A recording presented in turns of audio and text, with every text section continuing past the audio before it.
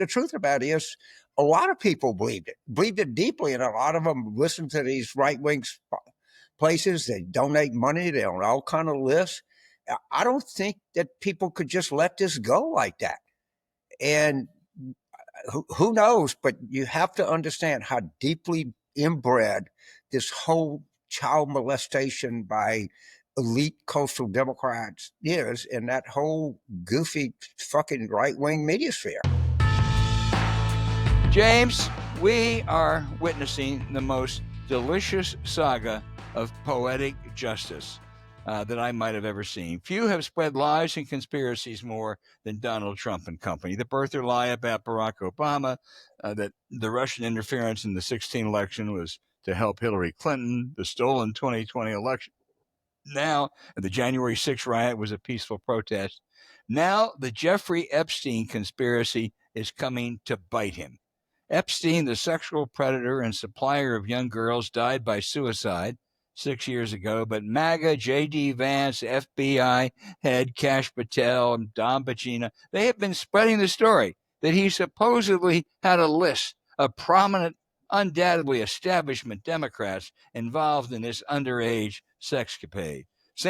Pam Bondi, the Attorney General, even said a few months ago she had that list on her desk. We couldn't wait to get it out. Then, James, what happened? This past week, Bondi said she really had nothing, that Epstein on his own committed suicide when Trump was president. So MAGA has gone wild. Release the list. What are Bondi and Trump hiding? I'm not convinced there's some kind of bombshell in all that, but it's clear there is something that Trump does not want out. Otherwise, he'd just order his loyal servant Bondi to release it. It's also noteworthy that he speaks very nicely of Epstein's accomplice, Giselle Maxwell, who's currently serving a prison term for their crimes. She's the one person who knows a lot, and Trump goes out of his way not to offend her. He has ordered Republican office holders to keep quiet on this, but rank and file MAGA want to know what's on that list. They created this, and I don't think it's going to go away, James. Well, you got to understand this. You have to understand how deep the pedophilia myth is in right-wing media. It's always been. They consider that Democrats run these child mills where they're raping children and they import them, and it was so staggeringly believed. If you remember, some guy drove from North Carolina to Northwest Washington to go to a popular pizza place called Comet Pizza that was owned by Jim Alphonsus, who had a relationship with David Brock. And he shows up and looking for the child cages down where, and of course, there's no such fucking thing. But that guy believed this. And they have been told this repeatedly so many times that the Clintons were all tied in with Epstein, and it was all part of this giant international cabal of sex trafficking 13-year-old girls. They were unable to back off of it because we don't live in that media sphere or whatever it is that they live in. And we would hear these stories, and our reaction is, oh, come on, man, be serious about believes that shit. The truth about it is, a lot of people believed it deeply, and a lot of them listen to these right-wing places. They donate money. They're on all kind of lists. I don't think that people could just let this go like that. And who knows, but you have to understand how deeply inbred this whole child molestation by elite coastal Democrats is in that whole goofy fucking right-wing media sphere. Yeah, you're right. And as I say, I would be surprised if there's something explosive in there. But there is something embarrassing that Trump does not want out. I think that is quite clear. And ultimately, I think, because of what you just said, either through public pressure or even a vote of Congress, how many members want to vote not to release files of a sexual predator? They did it on a procedural vote the other day. They ain't going to want to do that very often. So I think something's going to come out. My fear, James, is this Justice Department will scrub it before releasing it. So let's hope there's another copy of whatever ever there is out there.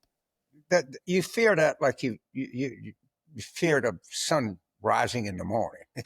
It's not a fear. They got to do everything they can to get rid of this shit. Okay, they have a. I'm just it's inbred and like Bannon and Tucker, and they just can't let this go. If they do, they lose. They have their own sphere out there, and they can't afford to lose these people's trust. And they really believe this shit. Now, I don't believe I'm part of it. Yeah, no, it's a great money raiser for them. Oh, and it's a whole conspiracy that it all fits together, except for it's all a giant fucking lie, but that's okay. It all fits together, and they can't. And I agree. And this thing doesn't. This story. What do y'all say? It has legs. Yeah, I mean, it's yeah. got legs like Derrick Henry has legs. Oh Okay, man, this has does it powerful ever like legs. Paul Bunyan? Yeah, yeah, Anyway, yeah, yeah. another big story this week: Trump flipped and now is providing lethal weapons to Ukraine because he says Putin hasn't kept his word to him. Putin has played Trump like a fiddle. Remember when Trump was going to cajole the little North Korean dictator Kim Jong Un? Now North Korea is sending troops to help Russian Ukraine and keeps advancing its nuclear capabilities. Like all authoritarians, Putin, Kim, and Trump are congenital liars. Trust is transactional. Why he trusted Putin in the first place, I have no idea. I hope the policy switch on Ukraine is real. I'm dubious. I wouldn't bet on it. I think Trump will do whatever he thinks is in his own interest. He certainly doesn't care about the Ukrainians.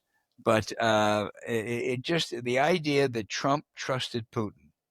Well, Well, the other thing to remember is Trump has no strategy. He has no plan. He has no overall vision. He doesn't like sit around and think how we can contain Russia and how we can cooperate with Western Europe or stuff that people have thought of forever. And by the way, it worked. Okay, it kind of worked. All right, and it might be cumbersome, but what they set in motion in 1946 and 1947 has kept us out of a world war. We're now closer to it than probably we've ever been. And but it would be something if he had an alternative vision of the world. Said, well, maybe some of these old alliances don't take into fact, and it was some thought out thing. This is not. This is totally ad hoc. He totally gets up in the morning. He could not. If you told him, and I'd bet you any amount of money, if you gave a globe to him and you said point to Iran, he couldn't do it. I don't know where the fuck it is. All well, right. he would want to know. He would want to know: is that Iran or Iraq? I mean, what's the difference? Is there any difference? No, James, you're absolutely right. It began over 80 years ago. The NATO alliance, CETO alliance, it's worked incredibly well. As I've told you, I'm so excited. In a couple of weeks, I'm going for the biggest thing on my bucket list as I get old. I'm going to Normandy, and that really was where it all began. It all was set in motion. The change. Trump has no idea that he doesn't have any. It is all about Trump. And Wait a minute. We know what he thinks. They're suckers. well, they could, Well, yeah. we know that. That the people that stormed that beach, they were a pack of suckers. Why did they do that? We already know. We know. Didn't they have bone spurs, James? No, let's put it this way. I mean, it was, when you stop and you think about any of these kind of invasions, the amount of logistical support and planning, and God knows what it took. I mean, it's a massive behold. So you same thing with Okinawa, same thing with, in the Civil War, even the Revolutionary War. I mean, so much of these things are you go to the point of contact, and you always got to remember what went beyond the point of contact, how they got the supplies on shore. I mean, they had a lot of fighting after they got past uh, Omaha Beach.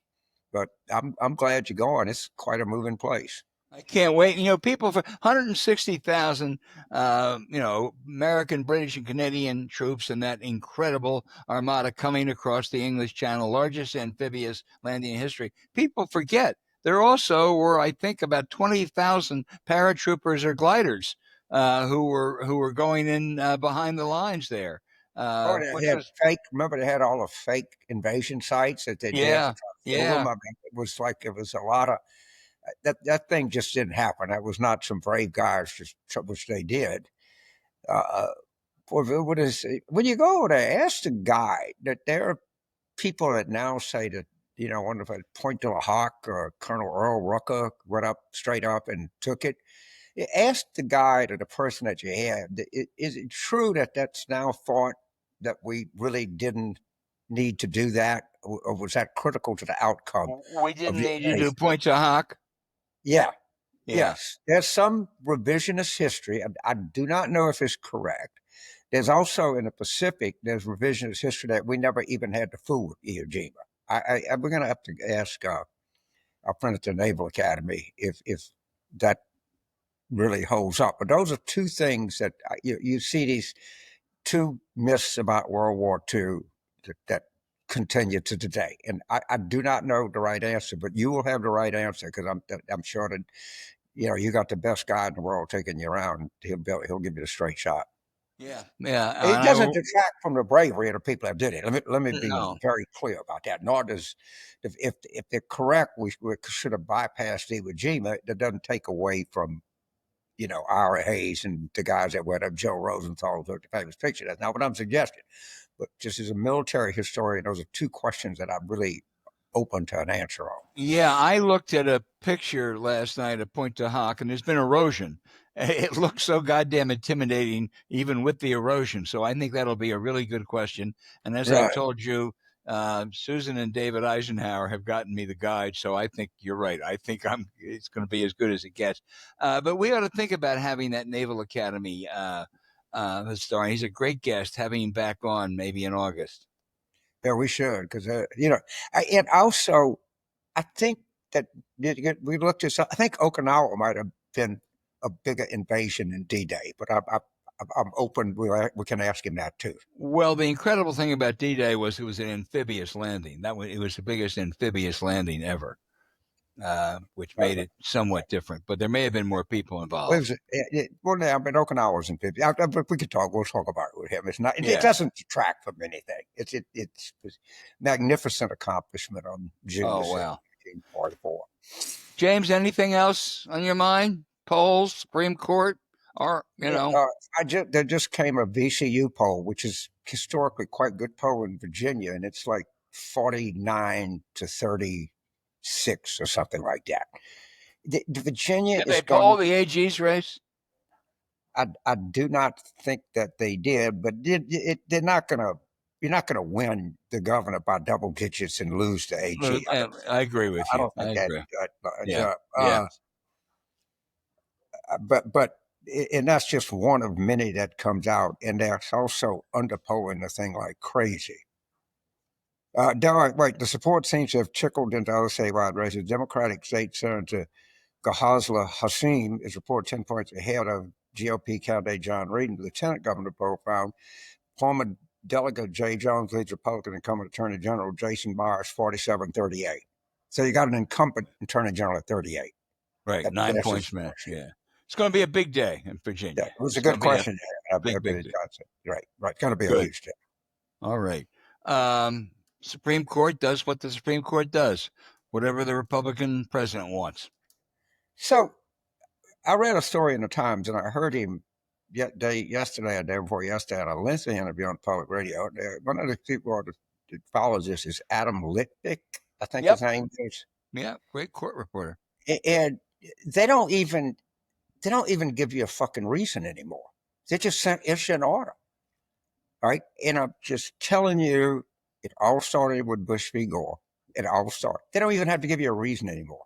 They have now the arrogance and the power hungry and the obsequiousness to right wing stuff is fuck it. We're just going to do it, and we don't have to tell you why we did it. I mean, and I mean these are major cases that have major separation of powers ramifications. You know exactly what's going to happen. If this same court exists in 2029, there's a Democratic president that they're going to go back on all these fucking decisions. They don't look at the law and figure Well, out they what, already did. They denied Biden some of that right. flexibility. It's Yeah, all, it's the whole thing is total bullshit. It's just yeah. total 100% bullshit. There's no love of law, trying to extrapolate how the system works or intentions in it or any of that shit. And they don't even give you a reason anymore. Just fuck it. We're going to do it and you're going to like it.